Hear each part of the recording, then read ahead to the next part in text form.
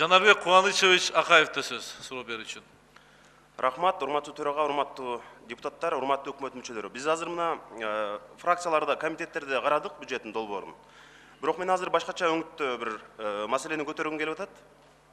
Тышкы карыз деп атабыз, мына ички таңкыстык деп атабыз. Бюджетибиз ары тартсаң, ары бери тартсаң, бери жетпей жаткан учурда биз эмне кылышыбыз керек? Биз мына көмүскө экономиканы ачыктоо жана коррупцияга каршы күрөш аркылуу биз бюджеттин таңкыстыгын толтурушубуз керек. Бул баарыбызга маалым.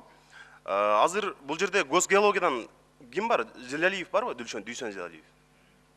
Госгеологиядан.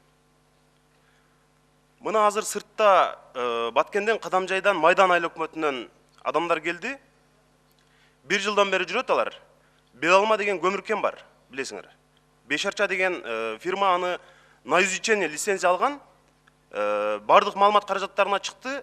КамАЗ тонна көмүрдү сатып атат. Элдин байлыгын. Биз болсо биякта бюджетти толтура албай жүрөбүз. Ушуга ким жооп берет? Госгеологиядан. Бир топ убакыттан бери ушул маселе көтөрүлүп келет. Эч ким жооп бербейт. Бешарча эмне үчүн Белалмадагы ушул биз ушундай бир кендерди туура иштетип, мамлекеттин бюджетине элдин байлыгын түшүрүшүбүз керек да. Эмне үчүн ушуга ким жооп берет? Мына интернетте ачсаңар бүт жерде видеолор жүрөт. КамАЗ көмүрдү сатып атат. Бул боюнча Зелалиев барбы бул? Мен Зелалиев командировкада геология агенттигинин статс катчысы болом, Султан фамилиям.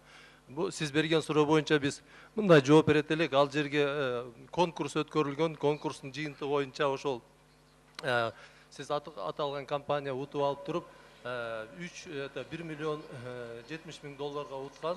Андан кийин техникалык проекттерин жасашкан, азуу казууга даярдалган. Сиз айткан маселе бар, ал жерде каршылашкан тараптар бар. Ошолор биринин үстүнөн бири арыз жазып, андан ошол түшкөн арызды текшерүү боюнча межведомственный комиссия түзүлгөн. Бул жерде экотехинспекциянын дагы представители бар. Бүгүнкү күндө жок, каршылаш тарапта эмес, элдин байлыгын сатып аткан, көмүрдү сатып аткан ким жооп берет? Муну изилдедиңерби силер?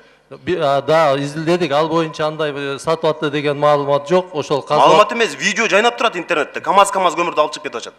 Ал боюнча азыр мамлекет уголовный иш козголгон. Баткен областтык финансы полициясы тергөө иштерин жүргүзүп атат. Ошонун бүткөндөн кийин сиздерге так жыйынтык беребиз.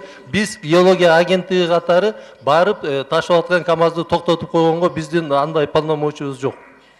Урматтуу депутаттар, макул, силерде андай полномочия жок болсун. Ошто Баткенде элдин баары билет, бул Бешарча деген Ошто ишкер миллионер Жалил Атамбаевдики. Туурабы?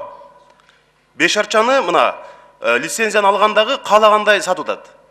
Ага эч кимдин алы жетпей деген. Аэропортто мына миллиондорду тонолду.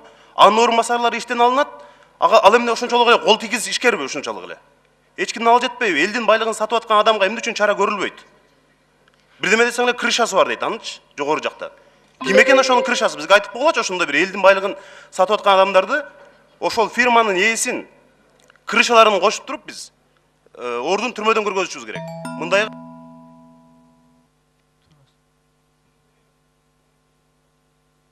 10 секунд.